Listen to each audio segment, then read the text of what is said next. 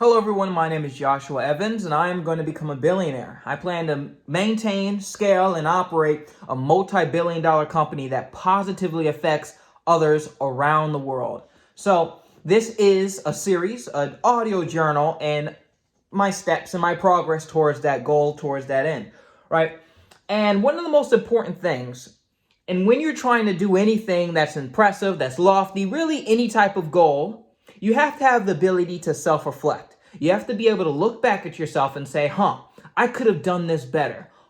This is going wrong. Let me fix it. If you do not have that ability, you're going to find yourself running in circles. You're going to find yourself running in circles. And I found that's exactly what I've been doing. I look back at my past videos. We're only on part 8. I look back at my past 7 videos and I found that every single one of my videos, 95 to 99% of the content is positive reflection. I look back and I say, I did this. I got this accomplishment. I was able to get this. This was easy. I was like yesterday, I was thinking about what my next video should be. And I was going to go over all the other cool businesses that I've had. No, wrong, wrong, wrong. All that's wrong.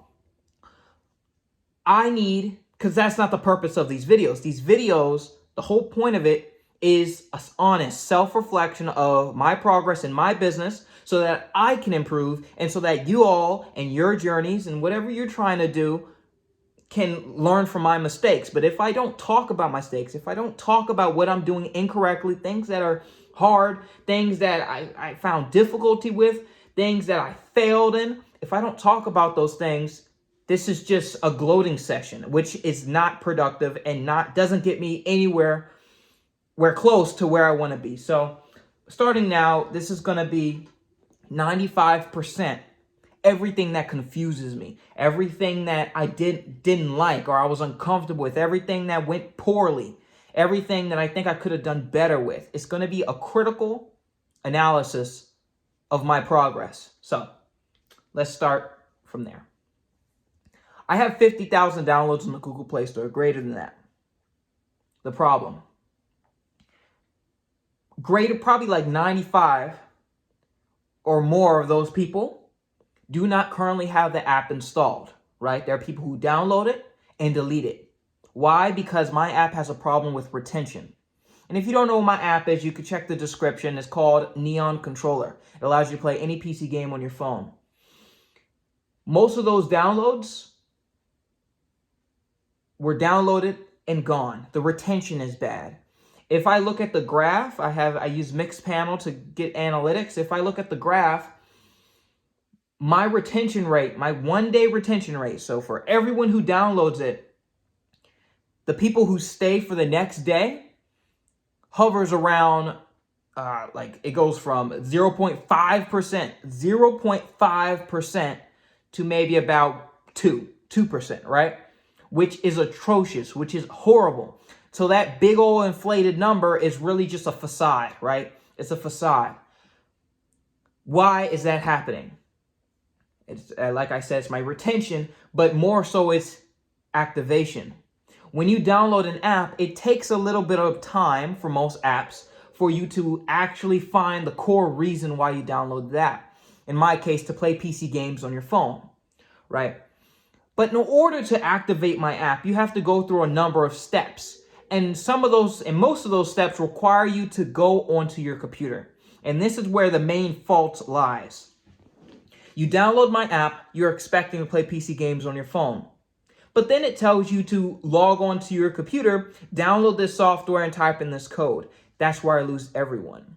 And this is something that I've known since the very beginning of this app. I have a very unique problem. Most apps, you just download the app and do stuff within the app to actually start using it. Mine, you have to use something outside of it. So I've tried everything. I've tried YouTube videos, long form, short form, carousel with explanations. I've tried intuitive approaches where it's just like you just give them the hints and they figure it out. I've tried pictograms. I've tried everything. Right now, I am at the best that I've been so far, and it's been a combination of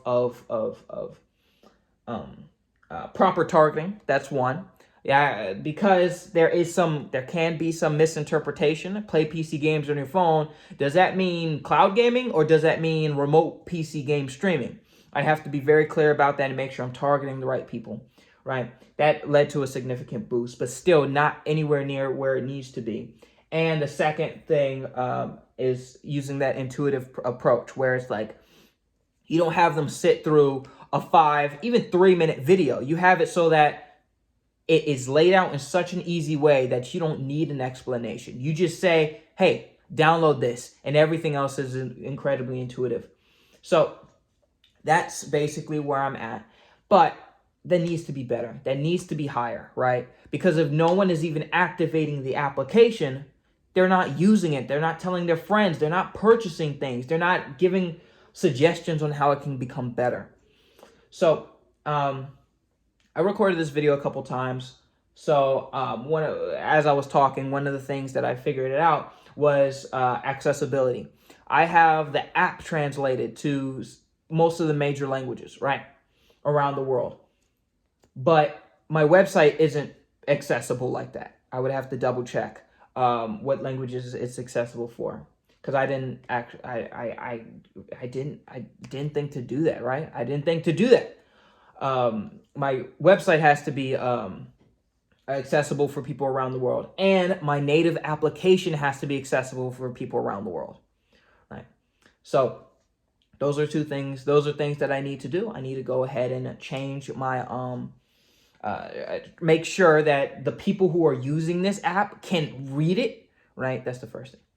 Another thing is that I have to realize that the people, the majority, no matter how I word this, the majority of people who are going to download this app are people without computers who want to play PC games on their phone, i.e. cloud gaming, right? Where you're streaming from some server somewhere that's running the game and it comes to your computer. That's the biggest motivation for me to create this second feature, the PC gaming sharing platform, where people with PCs can share their PCs with others. I have to realize that's my focus. That is where the gold is. That is where the gold is. The gold, I've for too long, I've been focusing on making the app better. So those people who do make it through that funnel, making it so that they use it as much as possible, which is advice I've gotten from a lot of people. But frankly, I think right now, my priority needs to be appealing to those other people, because that's a greater need. Business is all about fulfilling a need. Those without PCs and want to play PC games, they're coming to my app to fulfill that problem. Without me even targeting those people message me. Those people comment to me. Those people are literally begging, saying, hey, please allow me to play a PC game on my phone using your platform. My priorities have been all wrong. I've been focusing on optimization of layouts, right? Adding more customization features. I've been yesterday I spent maybe 4 or 5 hours working on layout groups so that you can group layouts together, which is all good. But I need to prioritize, because time isn't infinite and energy isn't infinite. I have to prioritize which would give me the biggest return. And the biggest return is that PC game sharing platform. So I also need to get it out on Apple. That's going to give me a significant boost in like relevancy, and I'm going to be able to see certain numbers, certain metrics go up. That's important too. But the PC gaming sharing platform is the most important. It's the absolute most important. Why haven't I been focusing on it? Because it's difficult, because it's hard, right? Right now I use Moonlight, like an offshoot of Moonlight, to perform the sharing, to perform the game streaming, right? In order to make a PC sharing platform where one person's computer can be connected to someone else's computer and data can be streamed securely, it cannot be peer-to-peer. It can't be peer-to-peer because that's inherently insecure. You have to make an intermediary server, something that relays the data. And they call this a turn server, or even a stun network. There's all these different things. So I have to rebuild all of it myself so that it's compatible with a Turn network, right? And then I have to rebuild it for both applications. The reason why I haven't done it, long story short, is because I'm lazy, and I have been lazy. I'm not a lazy person, but I have been lazy, and I've been a little intimidated by the major undertaking this is going to take. But at the end of the road, I can help so many different people, and I can faster achieve my goals. This is the power of self-reflection. Just me sitting here being honest and saying, I will be honest about what's wrong, not about what's going right, what's going wrong, and how can I fix it. It makes everything clear. It makes everything obvious. It's like, duh, obviously. But in life, you like to sugarcoat stuff. You like to say, well, I mean, this isn't going well, but this over here, this is going stupendous. Like, check out this. This is fantastic. And then all the while, maybe people will congratulate you or whatever, but you're shooting yourself in the foot because you're going to stay at that level. Because that thing that's the problem is keeping you back from even greater success. So, yeah, this is very beneficial. So, really, solution is be clear about what I want to do, what I need to do, and just go ahead and do it and be honest. What I need to do is rebuild, recompile all of Moonlight, all of it, and make it so that it can work in a relay configuration. A relay configuration that is secure and fast. It has to be secure and fast. But this is going to require a whole bunch of different things. I'm going to have to learn C, C and C++. I'm going to have to learn server architectures or network architectures. And I'm saying all this like it's a difficulty, but I've done all this before. And I can do all of it again. And if you are facing problems in your field or something that you don't think you could do it. If someone did it before, you could do it. Even if someone never did it before, you could do it too. So you could do it. There's absolutely no excuse. I absolutely don't have any excuse. None. So that's what's next. So in context of everything else that's going on, I said I had this update that I wanted to push out to Android. I'm going to work on that for 2 more hours. 2 hours. If I can't get it done in 2 hours, then oh well, I'm putting a hard stop on that, and I'm transitioning to this PC sharing platform, doing the back end of that, because that provides more value to the people I want to serve. And for iOS, I'm going to continue building that up until it gets to the point of Android. Once it has all the same features as Android, once it's a stable application, because I don't ever have the expectation that when I first release something that it's stable, meaning it doesn't crash randomly, meaning everything works. I'd never have that expectation because it's just never happened for me.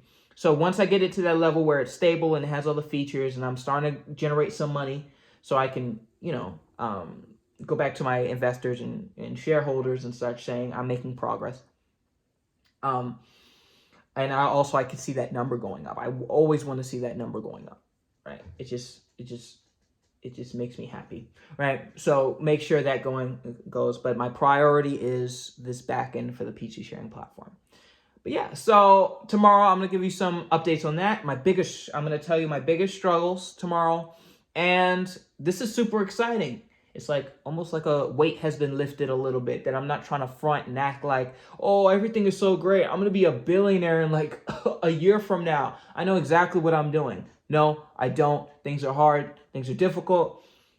I'm constantly confronted with things that I don't understand, and I constantly think I'm doing stuff incorrectly, but that's all a part of it, and I love it. That's a part of the game. So thank you all so much for watching. If you enjoyed this, if you can relate to this, say something in the comments. Maybe drop something that you've been struggling with and how you're going to fix it. And, of course, like and subscribe. Whether or not you give me support, I'm going to be doing this anyway every single day. But yeah, so thank you all so much for watching, and tune in for tomorrow.